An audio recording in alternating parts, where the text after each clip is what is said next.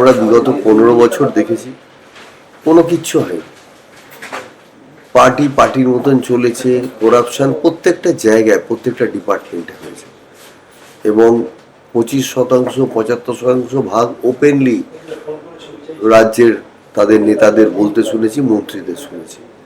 কিন্তু আমাদের মাননীয় রাজ্য সভাপতি বারবার ওয়ার্নিং দিয়ে কার্যকর্তাদের, অন্য দলের নয়, নিজের কার্যকর্তা নিজের নেতাদের সাবধান করেছে যে বিজেপি পাওয়ারে গেছে বলে এই নয় যে যা খুশি আমরা করতে পারব।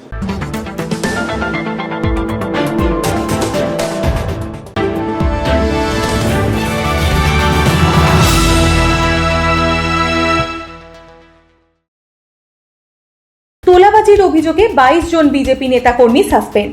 কিন্তু অভিযোগ যদি দলের অভ্যন্তরীণ তদন্তে সত্যি প্রমাণিত হয় তাহলে এফআইআর হচ্ছে না কেন?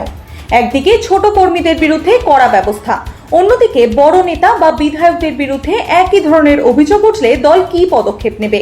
তৃণমূলের নেতা কর্মীদের সঙ্গে বিজেপির একাংশের ঘনিষ্ঠতা, মঞ্চ ভাগ করে নেওয়া, পিছনের দরজা দিয়ে রাজনৈতিক সমঝোতার অভিযোগ, সব মিলিয়ে দলের মধ্যে তৈরি হচ্ছে বিতর্ক।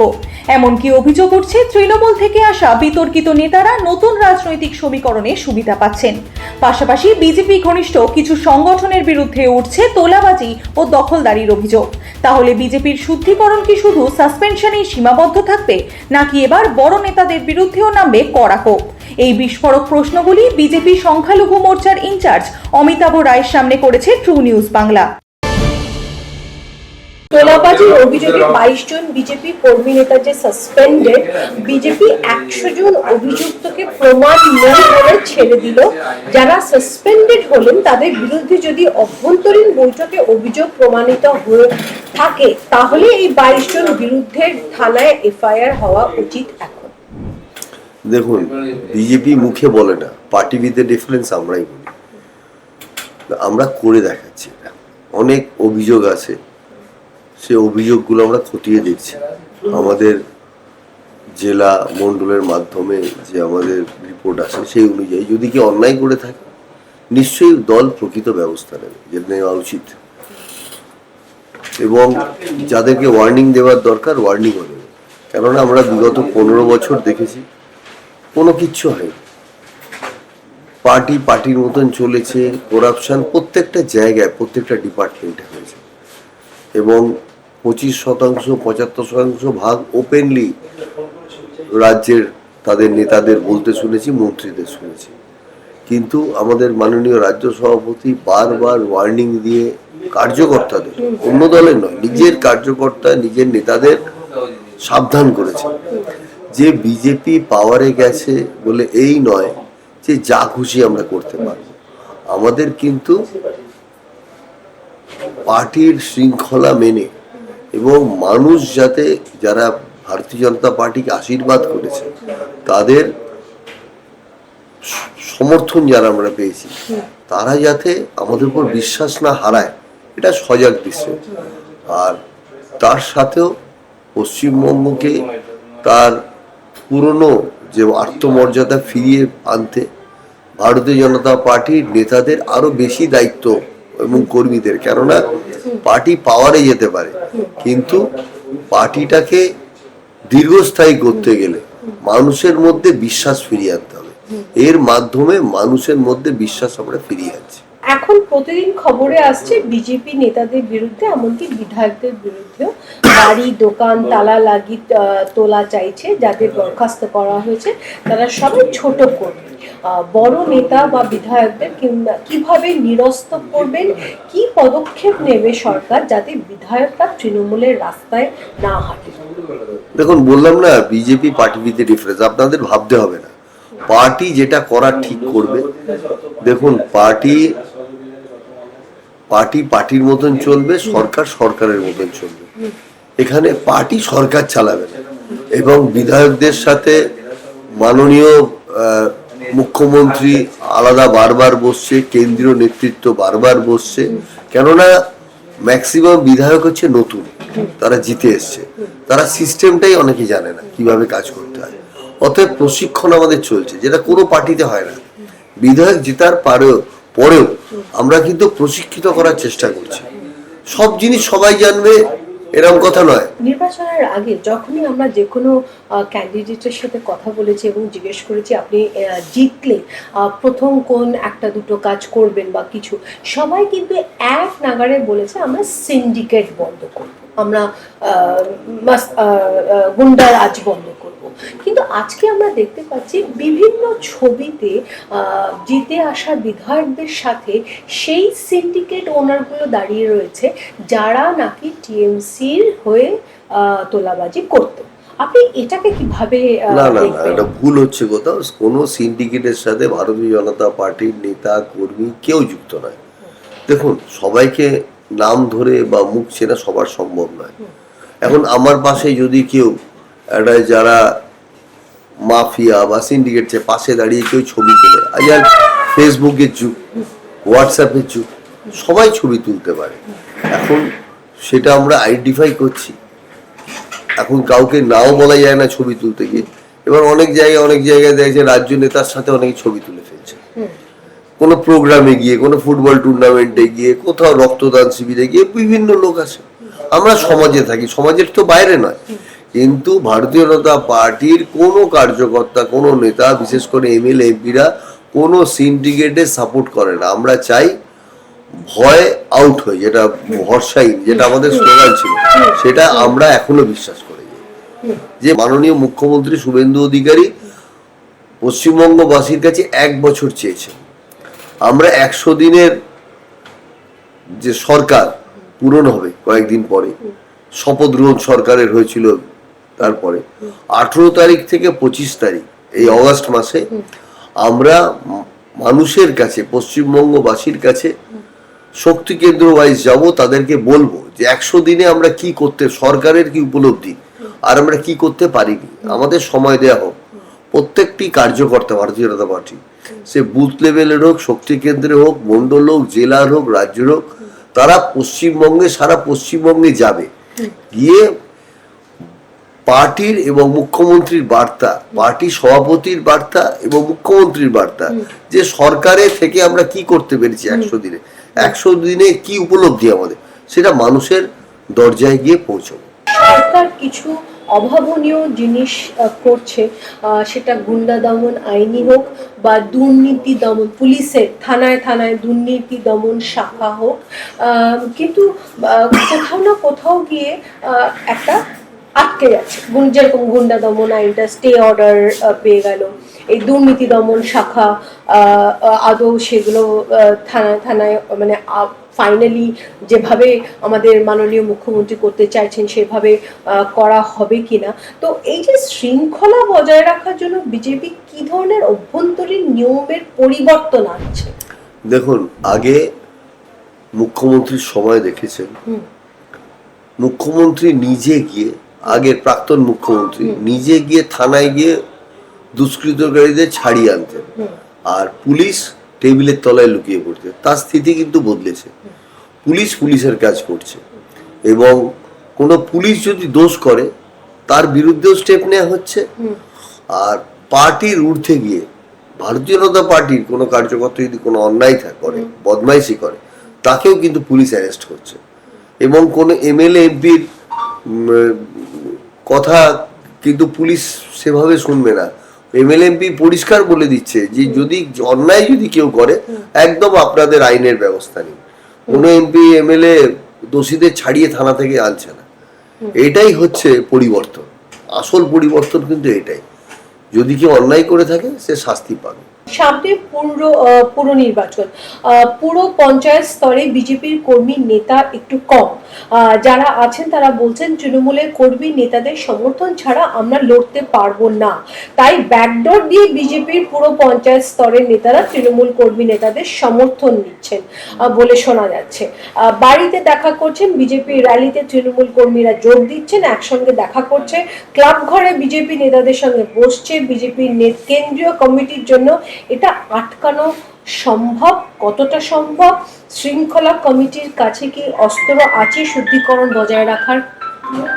দেখুন, এখন ভারতীয় জনতা পার্টি ছাড়া পশ্চিমবঙ্গে অন্য কোনো পার্টি নেই। সে সিপিএম বলুন বা অন্য বামপন্থী দল বলুন বা তৃণমূল করুন, আমি নিজেও ভাবিনি যে 1 মাসের মধ্যে যে পার্টি ক্ষমতায় ছিল উবে যাবে কর্পূরের মতো। অতএব পশ্চিমবঙ্গ মানুষ বুঝতে পেরেছে এই দলটাই আগামী দিনে শাসন করবে এবং পশ্চিমবঙ্গে উন্নয়ন করবে। একটু ফেরত যাবো আপনার এই প্রশ্নের প্রথমে আপনি যেটা বললেন যে আজকের দিনে বাংলায় বিজেপি ছাড়া কেউ নেই, মানে কোথাও না কোথাও আপনি বলতে চাইছেন বিরোধী দল বলে হিসেবে এখনো কেউ নেই, এবং সেটা সত্যি বাস্তব ঘটনা। তৃণমূলের যা অবস্থা সেটা তো সে বিরোধী দল নয়। কিন্তু সিপিআইএম কে আমি যদি বিরোধী দল হিসেবে নাও বলি, কারণ তাদের জাস্ট একটা বিধায়ক, কিন্তু ওদের যে ফ্রন্টাল অর্গানাইজেশন, সেটা এসএফআই হোক, ডিওয়াইএফআই হোক, আইসা হোক, কালকে আইসার নেতা বোরা আসছে আমাদের কলকাতায়, বিশাল র্যালি ফ্যালি করছে। এই যে অর্গানাইজেশনস গুলো এই ককরোচ পার্টি নিয়ে দিল্লিতে যা করলো, তারপরে আমাদের এখানে কলকাতায়ও যা করলো, সেখানে আমাদের মাননীয় মুখ্যমন্ত্রী এফআইআর করে তারপর আবার এফআইআর উইথড্র করতে হলো। ওদিকে দিল্লিতে সিপিআইএম পার্টিতে ঢুকে সিপিআইএম এর একটা নেত্রীকে গ্রেফতার করার চেষ্টা করা হলো। এই সব জায়গায় দেখে কি মনে হচ্ছে কোথাও না কোথাও বিজেপি একটু ইঙ্গিত পাচ্ছে যে আসছে ভবিষ্যৎকালে সিপিআইএম হয়তো বড় কোনো বিরোধী দল হিসেবে দাঁড়াতে পারে? দেখুন, বামপন্থী যে জায়গায় হেরে যায় বা চলে যায় সেই জায়গায় ফিরে আসে না। যে ক্ষতি বামপন্থী বা সিপিএম করেছে পশ্চিমবঙ্গে, পাস ফেল তুলিয়ে দিয়ে, ইংরেজি তুলিয়ে দিয়ে, তাদের নেতা নেত্রীদের ছেলেমেয়েরা ইংলিশ মিডিয়ামে পড়েছে, আর সরকারি স্কুলে সাধারণ গরিব মানুষ, গ্রামের মানুষ, চাষি, তাদের ছেলেমেয়েরা ইংলিশ পড়বে না। মানে তারা ইচ্ছে করে একটা অশিক্ষিত সমাজ আর শিক্ষিত সমাজ তৈরি করে দিয়েছে, এটা মানুষ বুঝতে পেরেছে। অতএব সিপিএম এর ক্ষমা করার কোনো জায়গা নেই, সিপিএম কে ক্ষমা করার কোনো জায়গা নেই। যে অন্যায় করে গেছে 34 বছর ধরে, সিপিএম এর যদি চিন্তাধারা ঠিক থাকতো, দেখুন পার্টি থাকবে, দল থাকবে, ইলেকশনের পার্টি হবে, কিন্তু ইলেকশনের 7 দিন পরে যেন মানুষের উন্নয়নের কথা বলা হয়, এটা সিপিএম করেনি। 34 বছর ধরে পশ্চিমবঙ্গকে একটা জায়গায় তারা পৌঁছাতে পারত, কিন্তু করেনি, ইচ্ছাকৃতভাবে করেনি। ওরা চেয়েছে পশ্চিমবঙ্গে মানুষ বেকার থাকুক, শিল্প স্থাপন না হোক, খালি ঝান্ডা ধরার লোক তৈরি হোক, এইভাবেই তারা রাজ করতে চেয়েছিল। কিন্তু ভাগ্যের পরিহাস দেখুন, মানুষ যখন বুঝতে পারলো 2011 সালে মানুষ পরিবর্তন করে দিল। টিএমসিরও এক অবস্থা, এত বড় brigade, 5 lakh brigade, 10 lakh brigade, 20,000 লোকের ব্রিগেড, সেখানে 21শে জুলাই লোক জোটাতে পারছে না, হাস্যকর পরিস্থিতি। ভারতীয় জনতা পার্টির এক সময় গেছে একটাও বিধায়ক ছিল না, আমাদের অল পার্টি মিটিংয়ে ডাকা হয়নি। বুদ্ধদেব বাবু বলতেন বিজেপি আবার পার্টি, আরশোলা আবার পাখি, ব্যঙ্গ করতো, অল পার্টি মিটিংয়ে ডাকা হয়নি। আমাদের তখন রাজ্য সভাপতি রাহুল সিনহা, শ্রমিক দা, এরা কথা বলতে যা অপমান লাগতো এদের, যে অল পার্টি মিটিংয়ে ডাকা হতো না। আর আজকে আমরা ক্ষমতায় আছি, তাদের কি অবস্থা, একটা এমএলএ নিয়ে দৌড়াদৌড়ি করতে হচ্ছে। অতএব সিপিএম এর জায়গা কোনো নেই পশ্চিমবঙ্গে, যতই লাফালাফি করুক, হুড়োহুড়ি করুক, মানুষ বুঝে গেছে আসল পরিবর্তন পশ্চিমবঙ্গে এসছে। দেখুন, বিরোধিতা থাকবে, আমরা চাই বিরোধিতা থাকুক। বিরোধী দল হিসেবে কি সিপিএম কোথাও না কোথাও বিজেপি মনে করছে, কারণ তৃণমূল তো দেখুন ওরাই নিজেরা এখন সেকেন্ড আর থার্ড কে হবে, তৃণমূল আর সিপিএমই ঠিক করুক, আমাদের ঠিক করার দরকার, আমাদের যায় আসে না ওরা কি করছে, ওদের অভ্যন্তরীণ ব্যাপার, দলের ব্যাপার। ভারতীয় জনতা পার্টি মানুষের সাথে আছে, মানুষকে উন্নয়নের সাথে আছে। পশ্চিমবঙ্গে যারা থাকে সবাই আমরা বাঙালি, সবাই আমরা ভারতবাসী, এর বাইরে আমরা চিন্তা করছি না। যে তৃণমূল বিধায়কদের বিরুদ্ধে দুর্নীতির অফিসিয়াল চার্জশিট ছিল নির্বাচনের আগে, এখন ঋতব্রত শিবিরে তাদের বিরুদ্ধে সব কেস ধামাচাপা পড়ে গেছে, একজনও গ্রেফতার হননি। যাদের পুলিশ ধরেছে তারা হয় বিধায়ক নন অথবা খুব নিচু স্তরের তৃণমূল নেতা, তাও 90% তৃণমূল কর্মী নেতা 10 দিনের মধ্যে জামিন পেয়ে গেছে। তাহলে তৃণমূলের দুর্নীতি কি কোনো বিচার হবে না? দেখুন, ভারতবর্ষের আইনে আমরা বিশ্বাস রাখি এবং যেভাবে কোর্টে চলবে আইন, সেইভাবেই চলবে। বিজেপির হস্তক্ষেপ করার কোনো ব্যাপারই নেই এখানে। বিভিন্ন নেতা মন্ত্রী অ্যারেস্ট হয়েছিলেন, তারা বেল পেয়েছিলেন, তৃণমূলের জামানায় তো বেল পেয়েছিলেন। অতএব যে সিস্টেমে আছে, যে আইনের আছে, সেইভাবেই চলবে। কে অ্যারেস্ট হলো, কে অ্যারেস্ট হলো, নিশ্চয়ই পুলিশ অ্যাডমিনিস্ট্রেশনের কাছে যদি খবর থাকে, পুলিশের কাছে যদি তথ্য থাকে, তারা অ্যারেস্ট হবে। অন্যায় করে কেউ ছাড় পাবে না। দেখুন, গতকাল অভয়ার 2 বছর পূর্তি গেল, মুখ্যমন্ত্রীও বলেছে আমরা শেষ দেখে ছাড়বো, কেননা যত এভিডেন্স ছিল সব নষ্ট করে দিয়েছে। আর ভারতবর্ষের আইন আপনি জানেন, এভিডেন্স ছাড়া কেউ কিছু মানে, আপনি যদি জেনেও থাকি যে অমুক লোক অমুক জিনিসটা করেছে, এভিডেন্স ছাড়া কেউ মানবে না, প্রমাণ ছাড়া কেউ মানবে না। অতএব আপ্রাণ চেষ্টা আমরা করব প্রত্যেক দিক দিয়ে, এখানে কোনো কম্প্রোমাইজ হবে না, অভয়া বিচার পাবেই। এটা কি করে হয় যে সকালবেলা মদন মিত্র ইডি কল পেল এবং সন্ধ্যেবেলা গিয়ে ঋতব্রত শিবিরে জয়েন করে গেল? এই ধরনের কেসেস কি মানে ঋতব্রত তো আর বিজেপি নয়, ও তো আলাদা তৃণমূল দল, তো আমাদের সাথে কোনো ব্যাপার নেই। মদন বাবু আগেও জেল খেটেছিলেন, ডাকা হয়েছিল, এবার আবার যেভাবে প্রশাসন ডাকছে যাচ্ছে। এবার তিনি কালীঘাটে থাকবেন না তৃণমূল থাকবেন না কোথায় থাকবেন সেটা আমাদের কনসার্ন নয়, আমরা বদার নই এই ব্যাপারে, ওটা ওদের আভ্যন্তরীণ ব্যাপার। আমাদের পলিটিক্যাল লড়াই আর অ্যাডমিনিস্ট্রেশন যেটা বুঝবে সেটা করবে, এর বাইরে আমাদের বলার কিছু নেই। বঙ্গ বিজেপির সঙ্গে যুক্ত 1 ডজন স্থানীয় স্তরের হিন্দু সংগঠন ভরে ভরে তৃণমূলের তোলাবাজ ও দাঙ্গাবাজদের ভর্তি করছে।